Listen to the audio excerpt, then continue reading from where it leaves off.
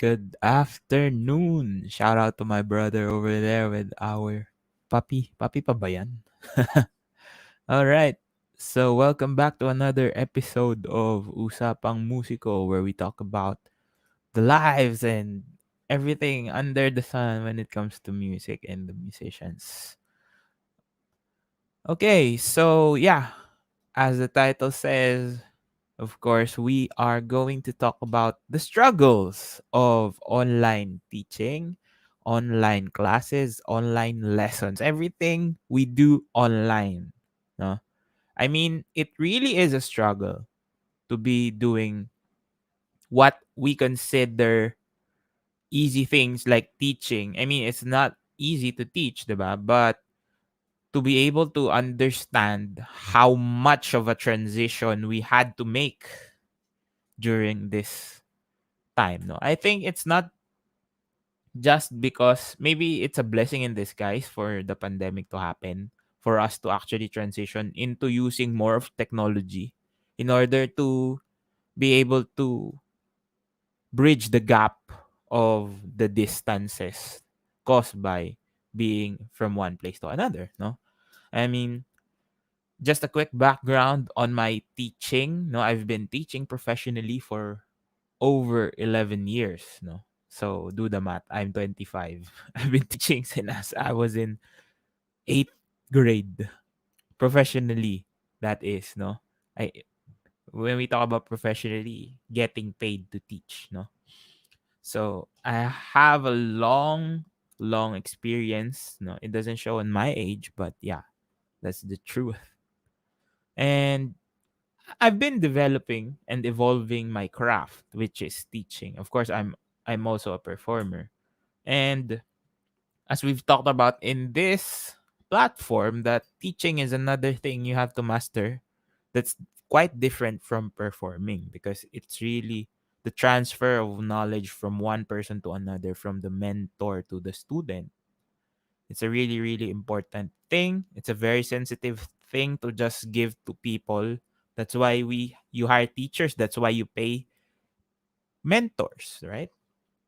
Not just because of the knowledge, but the way they interact or how they transfer that knowledge from one person to another. Now, even though it's a struggle, it's still, I can consider it was one of the most rewarding things that I've done in the past year. No, is to be able to make some students play. No, especially I have a few beginners. Shout out to my students that are here. A few beginner students, and it's really because of all the handicaps that we're experiencing. It's more rewarding than just being present physically with them, no.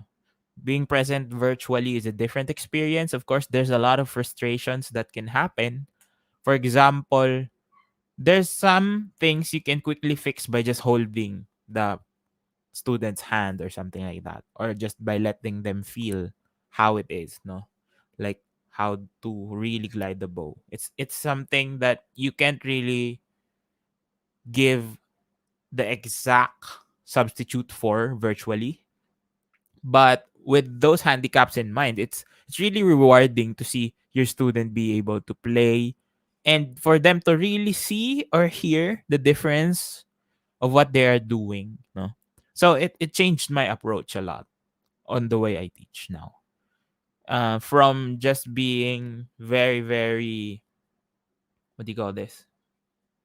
From being a little bit more intricate in my way of teaching, like I would hold my students and, just do it for them and then let them experience it and then they do it on their part as well, to just being verbal and being able to communicate what I want through words, which is quite hard to really put it into words, no? The things that you need to do. But being able to do it is really rewarding. Being able to transfer that knowledge that you know, and you have to become more analytical in a way. No, you have to think more on how you can express yourself, because sometimes kasi it's easier to just show than to say, no. A lot of times, especially in applied music, in what we're doing, in teaching a certain instrument, a certain skill, it's more important to see and hear rather than speak or say what you need to say. But of course, we still have to demonstrate, even though there's also another barrier, which is this: the microphone doesn't pick up as much nuances as we want, no? And of course, not everyone has state of the art gear. Some students have a phone that they use. The audio is not that good, but we still get improvements here and there that we can totally see. And that's important. That's the important thing. Now, it's really a struggle if you think about it, that people don't really understand how much, in terms of monetary value, goes into your craft as a teacher, as a mentor. And that people think that, okay, because we are missing this part of our teaching, like as I've always said, it's the way that you can touch your student, hold them, and guide them through it. Dahil wala yun, because that is absent, they think that it's gonna be cheaper. But no. If you are an effective teacher in whatever platform you are, you can adjust. I mean, for me, I've been teaching online since March last year because I had a group of students that we do weekly lessons face to face. But then, because of this uh, pandemic that hit, we had to transfer to online lessons, and it's been working great for me. And all other students, my individual students, my school students are working good. They're really getting better. Of course, pacing will depend on the student. It will totally depend on who is learning. But the thing is, you can see gradual improvements. No, they may not be the same with each and every one, but you can see the difference and they can hear it. And that's the important thing. Is that with what you're given, with the resources that we are given, you can still learn the music, no, in general, any instrument that you want. It might be harder for some, but it's better than nothing. That's what I always try to think. It's better than not having lessons at all.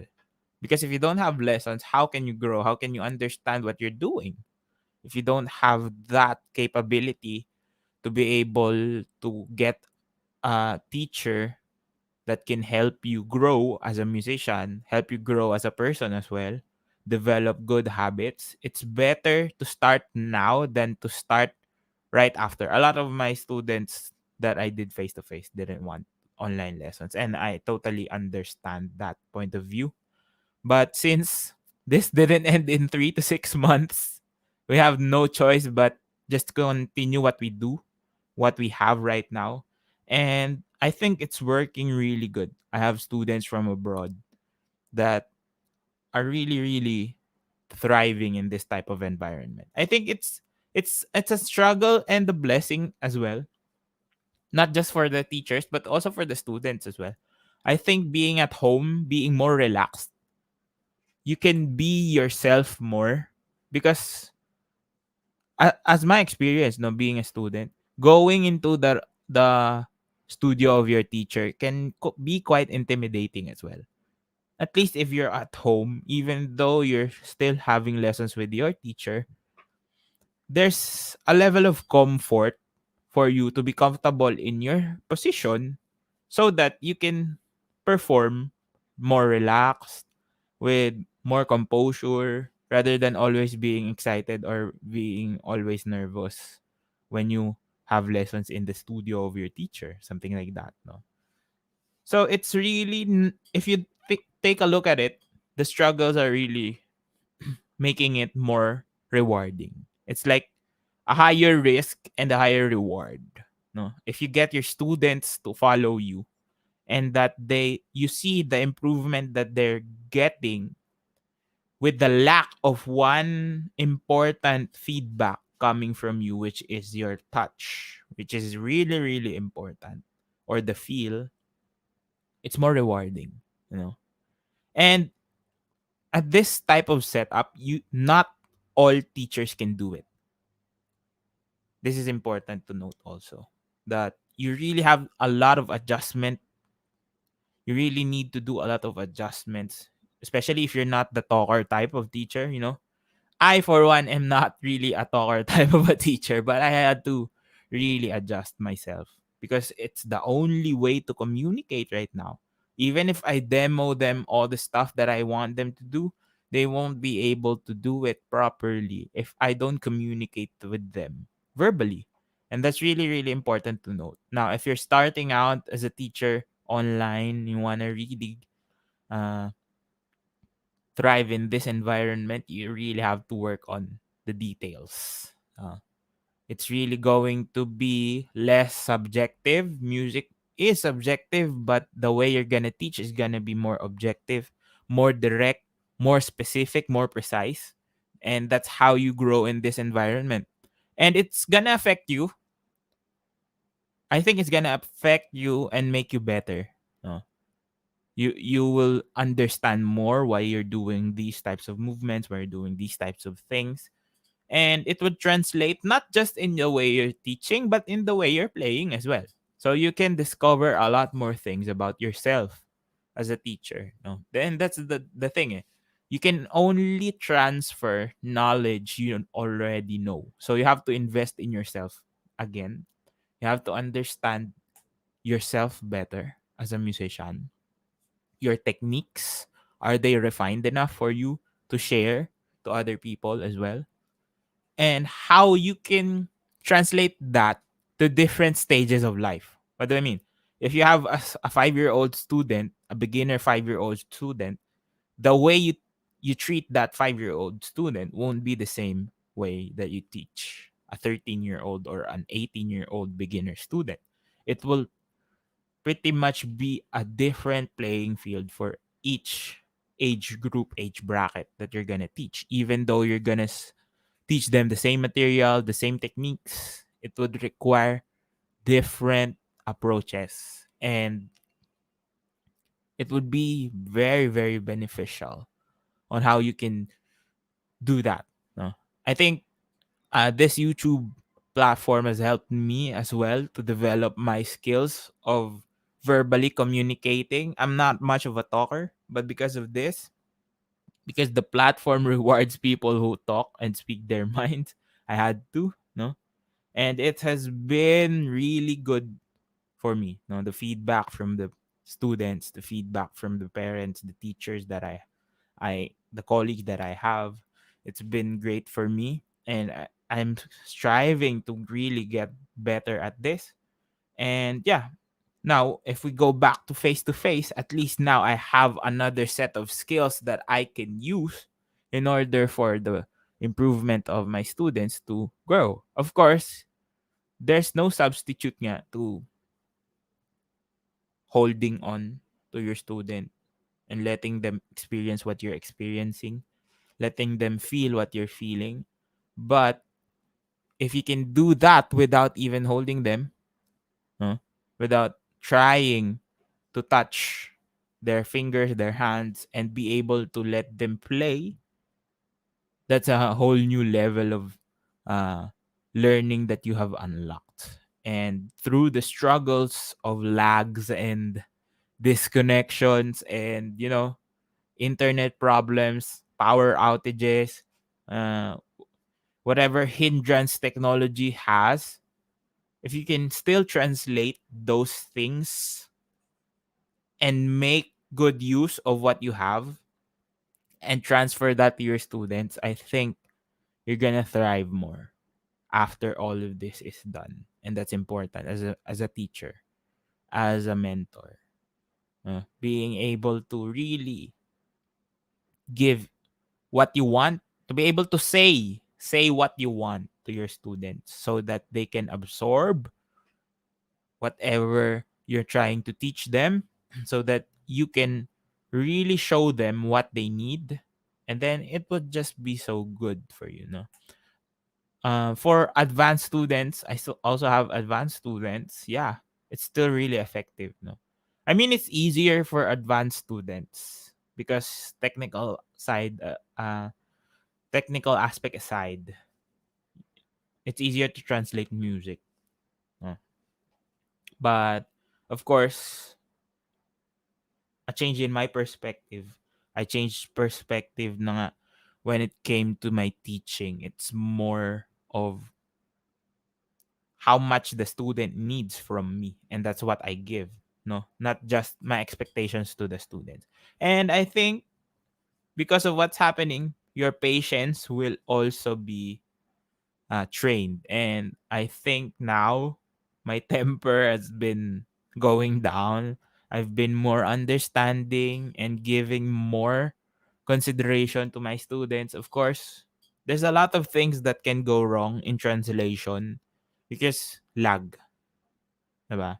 You can't really correct them on the fly. Like when you tell them to stop, they won't really stop. And if you tell them to stop, they will stop at a different time frame from you because there's always going to be latency as long as the internet is not up to par. I mean, even though high speed internet exists in other countries, there's still delays and latency issues, no? So I think we're still a few years far off from real time communication, but we have to work with what we have. And it really tested my patience and it helped me grow as a teacher, really being able to understand the problems my students are encountering, being able to really help them out in getting better at what they are doing. And that's really, really important. And again, this is just sort of a looking back of how long we've been here. We've been doing this. And at the rate we're going, I'm not seeing us returning back to normal soon. But yeah, we have to work with what we have. And I think it's really important that you look at yourself and understand, okay, these are the things that I need to change. These are the things my students need to hear in order for them to grow, and really test your patience and go through the struggle if you're really struggling right now, because I know a lot of people are struggling. If you don't have good internet, good connection, you know, the best gear. I don't have the best gear. I have adequate gear for me to do what I need to do. No? And it will translate on how your students will react. And of course, here's why my number one advice to everyone that's teaching online right now is set your expectations low for your students, but make sure to give them 100% of what you want them to learn. Because if you do that, you will appreciate their improvements more. And you won't really be pushing them to do things. Because the thing about what I've observed, not just in music lessons, in the educational system online in general, is that teachers try to give more than enough work for their students just to accommodate or comply with the norms, you know. And it's really bad for the students' well-being. Just give them what they need, and then set your expectations lower just a bit, and you appreciate that they are still improving. No, that's important because we're all having a hard time, and giving them a hard time won't give you a better time for you to improve. No, it's really not gonna help anyone. So set your expectations low, but give 100% effort to them. And of course, always say to yourself that the way you're teaching is not always the reflection of your student, because the student can only be better if they put in the work as well. If they don't put in the work, even if you give 110% of what you know, what you have, it will not translate into anything. It will not show improvement as long as they don't work on what they need to do. So what do I do? What do I do for these things? Is I make them realize that they need to work. How? Because I show them that if they do certain things, if they just follow me, they can hear the difference of what they need to do. And I think that's enough reason for them to work. Because if they know that they're following something and the improvement can be seen, can be heard, can be understood, they would do it. You don't need to force anything. You just need to do the best that you can all the time, and they will follow suit. If your work is good, they will work as good as you. All right. So I will end this episode. Thank you for tuning in to Usapang Musiko Season 2. This will be live on Anchor and other major streaming platforms or podcast platforms by Friday, 12 noon. And thank you again for tuning in. This is Ryan Monakil. Follow me. Links down in the description box below for my Instagram, Facebook, YouTube, Spotify. And of course, we've partnered up with Default Cafe Pub. Order your drinks now. Use code Ryan Monakil to get 5% off all your orders. And again, this has been Usapang Musiko Season 2. I am Ryan Monakil, and I will see you on the next one. Peace.